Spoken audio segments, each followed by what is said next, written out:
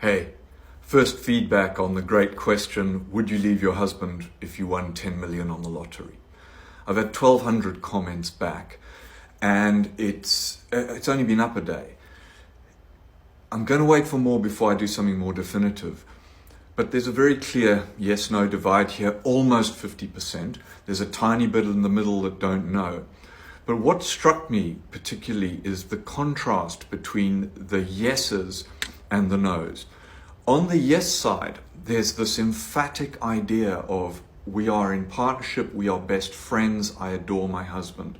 These are beautiful responses. They touch my heart because it gives us all hope for relationships, that there are these long-lasting relationships where people are happy in partnership, where the relationship is one of friendship as well as whatever else is brought to the marriage by either party, and where a large amount of money would make no difference. That's beautiful. That is beautiful. On the other hand, there are all these no's which are equally emphatic, where people are clearly trapped, and the only reason they're not leaving is that they don't have sufficient resources to do so. And that is desperately sad. So, what's the point of giving you this information at this early stage? Well, it's because I wanted to say to men, if you're watching this, don't take your wife for granted, because around 50% of the women responding to this want to leave their relationship, and the only reason, or one of the only reasons they're not doing so, is they just can't afford to.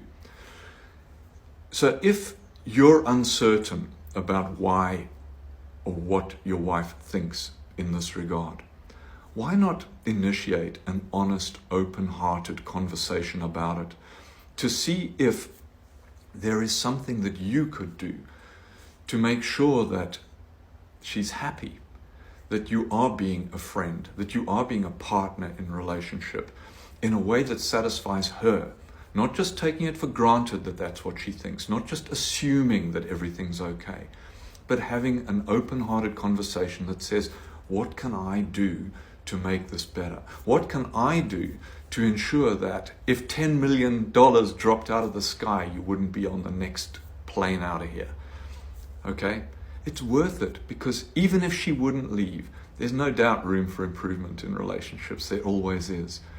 Be that guy. Be that friend. Be that partner.